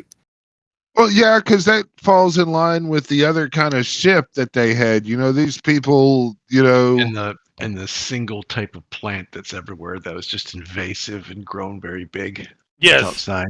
Yes. Yeah. It's like fucking kudzu. Yeah. Bamboo. We're probably all gonna have rashes and shit. So I thought blackberry bushes were fucking bad. In our backyard, somebody, in their infinite wisdom, probably several tenants before we got here 10 years ago, decided to plant some bamboo shoots in the backyard. Hell yeah. Fuck me. Dude, they have grown into a bunch, and probably about once a summer, landscapers come back there, and usually when we bitch about it, and they will cut them down to the ground, And those sons of bitches will come back and come back and come You back. you got to dig them out. Oh my god, they're awful. And it seems like We every time they come back thicker. Yeah, we used to have a bunch, and I lived in a neighborhood that had a lot of Hmong family, and the kids would come over and cut the fresh ones because they eat the young bamboo. It's Right. it's really good and soft. But yeah, so we'd have all these kids would knock on our door and ask if they could get bamboo, and you're like, go for it. Yeah. Help yourself. Take as Whatever much you as you want. want. Yes, take it all. Yeah, my cats love it, but yeah, no. You see, Mel, you again see some motion, and you can see some plants, the low to the ground, like maybe 2 feet above the ground. Over here, you see the plants move. Not quickly, like something running away from you, but something slowly moved through and moved the plants out of the way.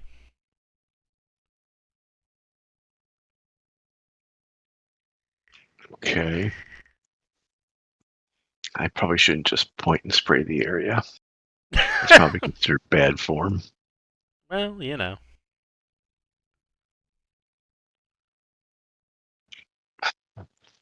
Pointing out the Bocephus. Better to be judged by 12 than, or to be than to be carried by 6. You know, whatever you want to do, Right. man. Well, I Are mean, you sure you're not picking up anything? Because there's something fucking moving in here. well, I'll look around. Is there a place that the foliage and stuff looks like something might be occupying? I mean, if somebody's standing in grass, you can still see where the grass is being crunched down. Make an investigate plus intellect check. You can both do that. I got an 8.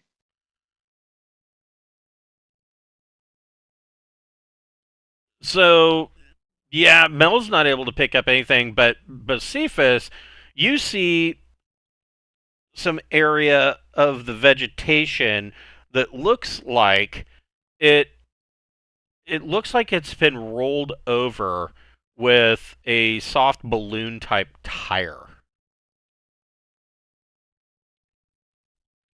And you can even in some of the soil and dead plant matter on the ground, you can even make out very very light tread tracks. There's some kind of mechanical device in here. Oh yeah, that would work. A little robot guardian. Yeah. Yeah. Well, I mean, if they've got some kind of technology where they can, turn invisible or cloak themselves or chameleon, I want to keep looking. And With that said, I'm going to start heading towards the ship. Okay. yeah, I really call it. Yeah, I'm gonna call Sarda for the scanning. Yeah, I'll start heading to the ship. I mean, Okay. that's the one thing we kind of overlooked is that they might have automation. They might have some kind of droids that are protecting or guarding things. Okay.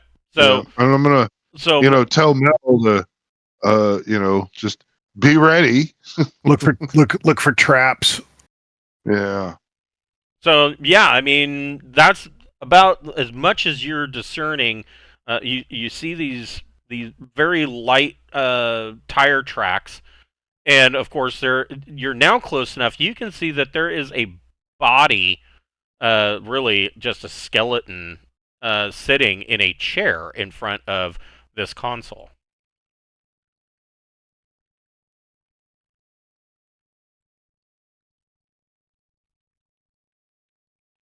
I mean, the console is neat and the body is neat and all that, but Well, the console's live.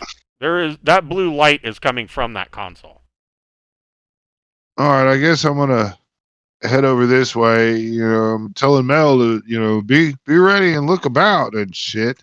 Yeah, I'll draw my draw my Gauss Yeah. subby. Okay. Are you just holding position there, like pointing it at the bushes, like move again, motherfucker? Well, I mean, if they start Something shooting or along those whatever, lines, yeah. we need to be able to respond, But I'm gonna walk over and see if I can run the translator on the text or whatever on the screen and see what that's about. Yes. So let's see. So there is this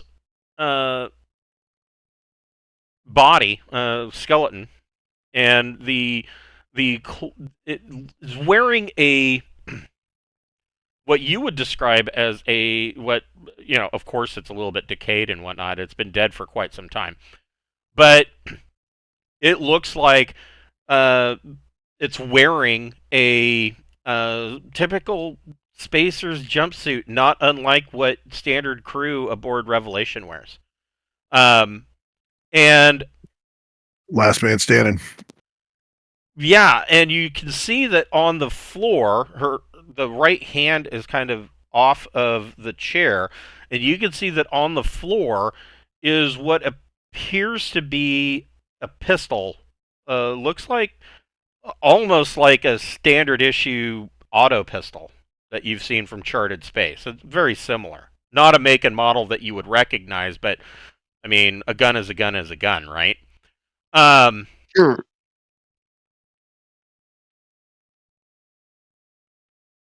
It says the go ahead and make another investigate plus intellect check, and you can add. You get a boon to that, so roll 3 and take the 2 highest.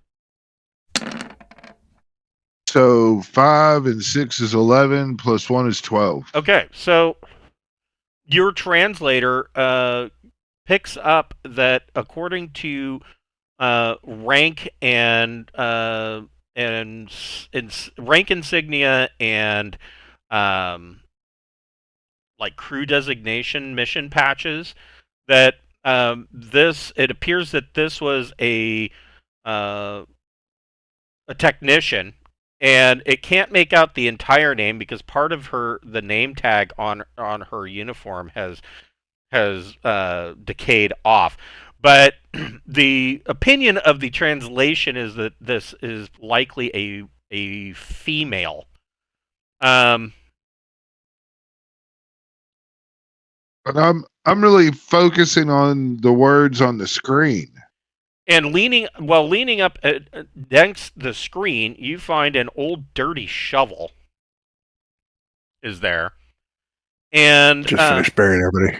And on the screen, you see that there is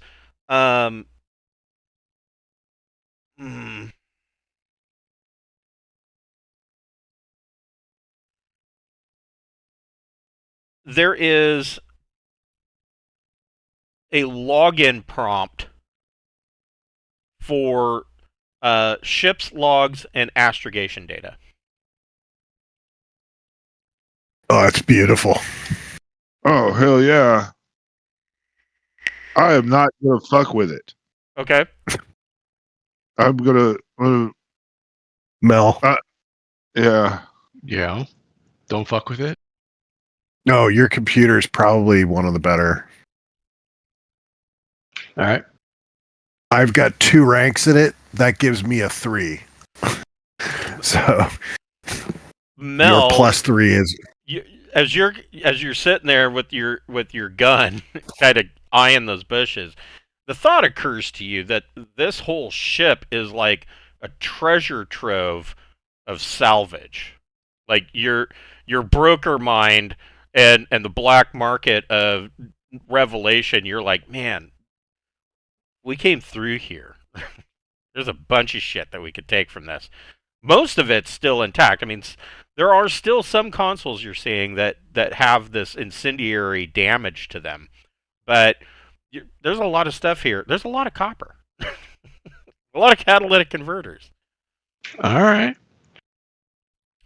So This incendiary There's my damage. computer roll right there. okay. What Damn. was your question about the incendiary damage?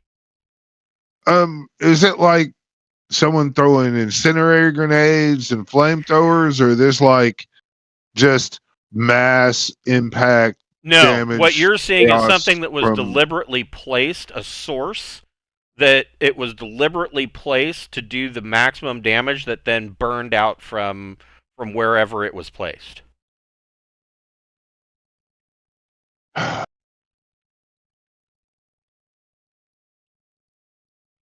Okay. Like if you place det cord around a door, Yeah. Yeah. it All right. burn through. Yeah. All right.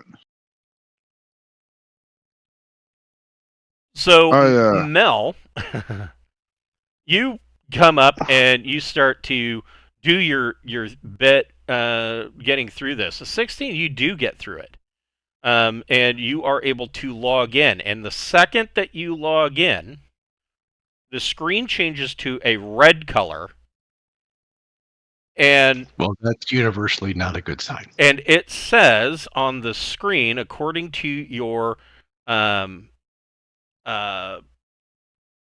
translator, it says safety protocols activated. And below that, it shows a progress bar, and it's going brrr, and it's growing by the second, deleting astrogation data and ship's logs. Oh, stop it. Oh, fuck. All right. Sarda, try to kill it. you are making your way up to the science section. Make a recon plus intellect check. Ba-ba-ba-ba-ba.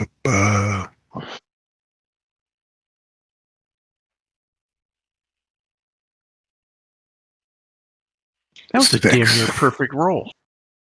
Yeah, 16 is pretty damn good. Yeah. It was a perfect roll. You roll boxcars. You can't get better than that. So You don't can't get better than that. notice anything. Mel and Bocephus, you can both make recon plus intellect checks.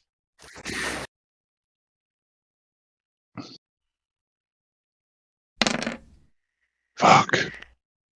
Mel got it. Coming out of this bush over here, you see. Find it.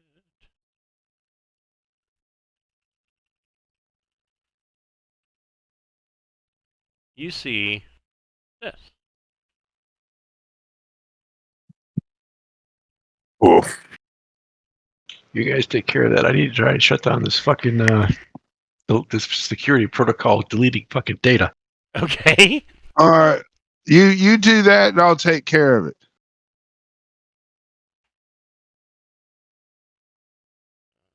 Says Bocephus in a really panicked way. Mm. Oh shit! There's multiple of them, Mel. Make them stop. All right. Let me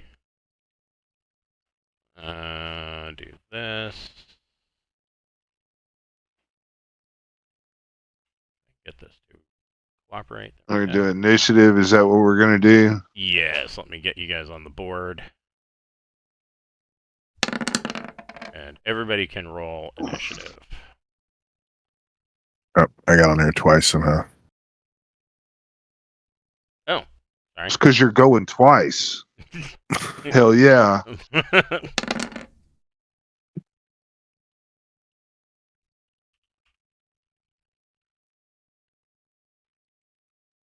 All right, so Yeah, look at Bocephus.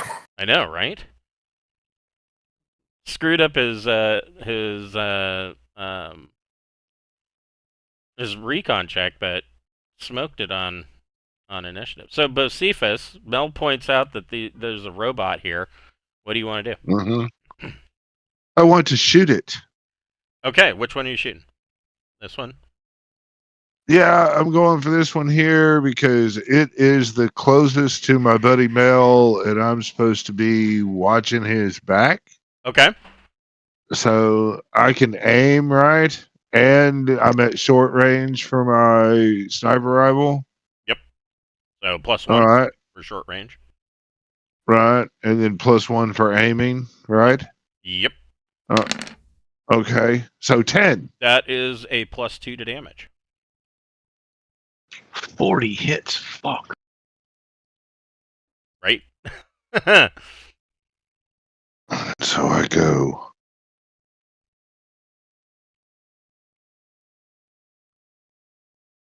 And you say I get +2 to damage, and this will be AP. Yep. Yeah. This is AP 10 plus AP 6. This is AP 16. Okay, so armor is not a factor. Nice. 26 with my heap round. Okay. So there is a loud boom as the heap round goes off. And I will crouch. Oh, nope, I can't do shit. Sorry. No, I've done all my stuff. Sarda, you of course hear the gunshot go off and the heap round, the obvious sound of Josephus's heap round. What would you like to do? I'll move to here and draw my pistol, and I guess that's it. I mean, right? I moved. I drew. Yeah.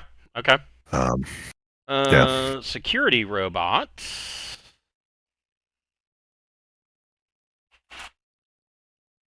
He is going to. He's going to make a laser shot on Josephus. And miss. This robot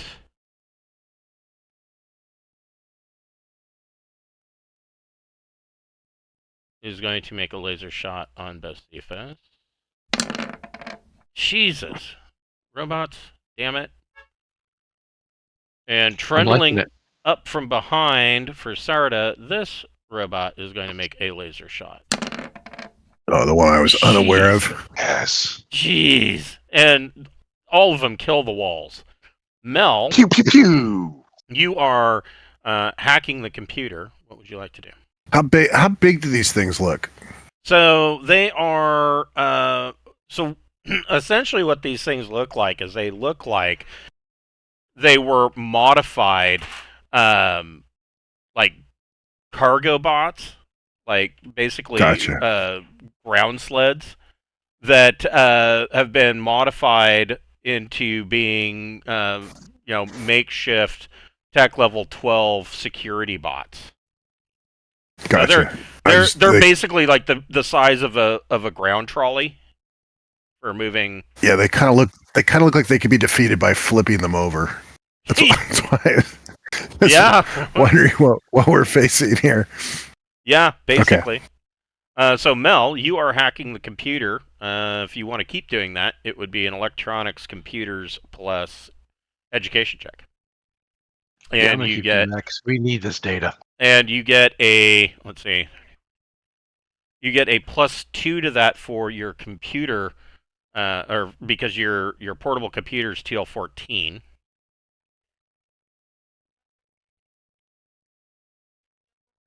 But you had to go to 7 different gas stations to find a connector.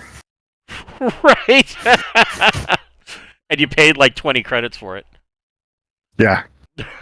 Yeah, only got a 10, so that's probably not going to be No, that actually does work. You are able to halt the self-destruct program, but the robots are still active. They are operating on their own. But what we are going to do is we will break here and pick this up next week at 6 o'clock on Friday night. Nice. Right. All right. Cool. Thank you. You're very welcome. Did we get any training weeks this week? No. Not this week. But we get the bump to social. That was the big one. That was your big one. Oh, yeah. Right. I was just wanting to know if I got any weeks on my study thing, but No, bump to it's usually social when is we're in big. jump. It's usually Yeah, when I we're didn't in know if jump. we had jumped or No, not. no, not yet. We just Yeah. arrived. And All right. Well, that was fun. Thank you. Thanks, guys. That was fun. You're welcome. Take- Have a take good care. night, Into the adventure. Yeah. Good night. and I will see Wes tomorrow.